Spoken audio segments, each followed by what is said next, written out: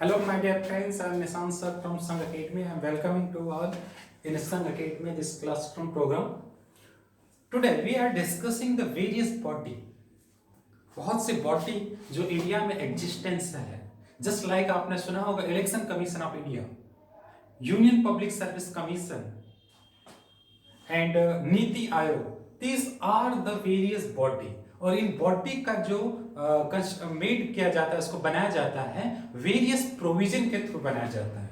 कुछ body constitutional होती है, some body are statutory and third one is the executive body.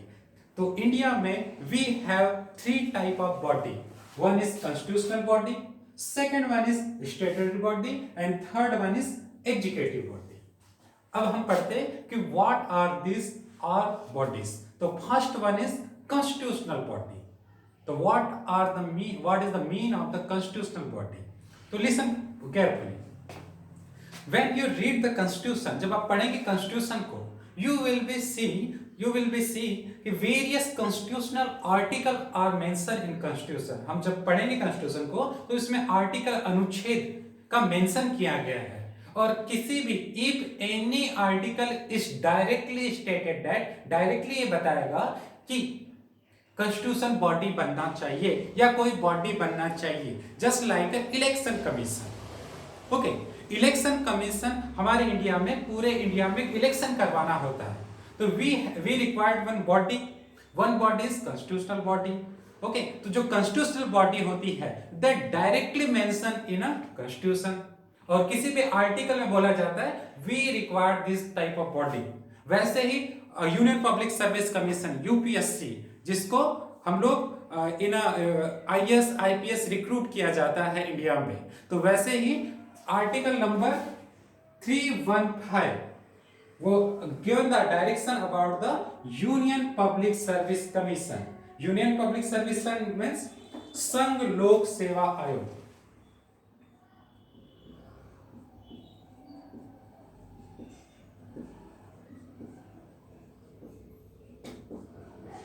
These are the constitutional body. Why this constitutional body? Because this is mentioned under the Anuched 315. Anuched 315 means article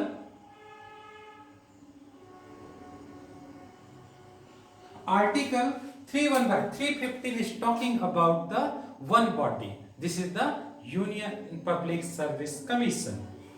तो जब भी हम देखेंगे कि any body which directly mentioned in a constitution and they give the direction to the parliament कि we required one constitutional body.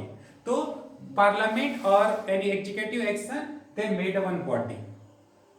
तो remember the constitutional body, that body which are directly mentioned in a constitution. Just like I given one example, Union Public Service Commission. This is the constitutional body. Second one, we listen about the SC/ST Commission. Yes, this also constitutional body. Third one is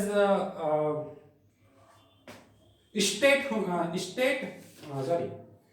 Public Service Commission. Yes, this also is constitutional body. Second one, Election Commission. This also constitutional body. Finance Commission. This also constitutional body. National Commission for Linguistic Minorities. This also constitutional body. We also listen in our news CAG, Controller and Auditor General of India. This also one constitutional body. And Attorney General of India. This also a constitutional body. So all body this directly mentioned under the any article. These are the constitutional body. Then second when we are going to the हम लोग जा रहे हैं statutory body. What are the statutory body? मतलब any constitutional provision. Again we are considering the constitution. अगर constitution के किसी article में लिखा है, just like we are discussing article number 17. Article number 17 stated that abolition of untouchability. Abolition of untouchability means what? कि untouchability को खत्म करना है.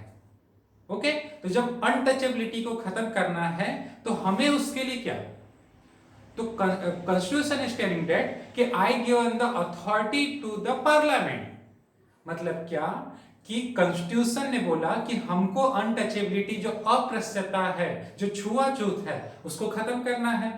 If you want to finish this तो we required one make a body. हम इसको खत्म करना है तो हमको वेरियस बॉडी बनाना पड़ेगा। तो रिमेंबर, स्टेटरी बॉडी का मतलब वैधानिक बॉडी। वैधानिक body means the constitution is indirectly telling, मतलब वह काम उस पार्लियामेंट को शिफ्ट करता है। पार्लियामेंट को शिफ्ट करता है मतलब संसद को शिफ्ट करता है।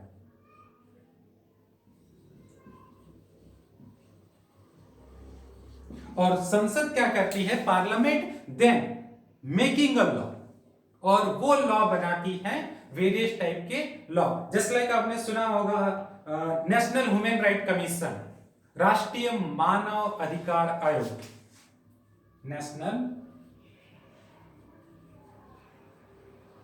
Human right commission. Okay, this is the national human right commission, is also known as मानव अधिकार आयोग, राष्ट्रीय मानव अधिकार आयोग। This is the statutory body या वैधानिक बॉडी, जो कॉन्स्टिट्यूशन में नहीं बोली गई है, लेकिन कॉन्स्टिट्यूशन में इनडायरेक्टली बोली गई है कि this is the responsibility of parliament कि make a law.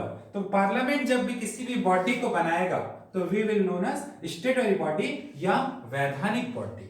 And third one is executive body या कार्यपालिक बॉडी, मतलब विचेवर बॉडी जिसको संविधान नहीं बोल रहा है, जिसमें संविधान में मेंशन नहीं है, न ही उसको पार्लियामेंट ने बनाया। ओके, और इस टाइप की बॉडी को बोला जाएगा कार्यकालीय बॉडी, या इसको बोला जाएगा कि इसको बनाया जाएगा, बोला जाएगा गैर संवैधानिक बॉडी, या बोला जाएगा गैर वैधानिक बॉडी, जिसको कार्यकालिनी बॉडी भी बोला जाएगा। एंड इसको बनाएंगे केंद्रीय मंत्रिमंडल, सेंट्रल मिनिस्टर या केंद्रीय मंत्रिमंडल।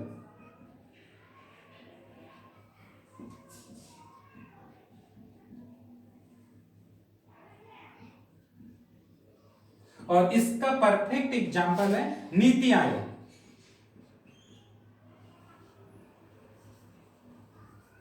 नीति आयोग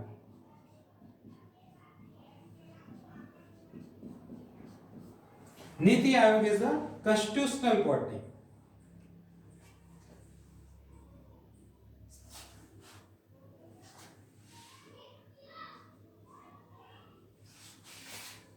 ओके, तो NITI Aayog is the NITI Aayog is the executive body and constitutional body. Those are, I am repeating every statement, constitutional body are those directly mentioned in constitution. Second one is statutory body, also known as वैधानिक body. This not mentioned in directly mentioned in constitution, but indirectly they are telling to the parliament कि make a law. तो उसी के according national human right commission. इसके अलावा the central information commission, central vigilance commission, central bureau of investigation CBI, and Lokpal and Lokayukta. These are the various non-constitutional and constitutional body.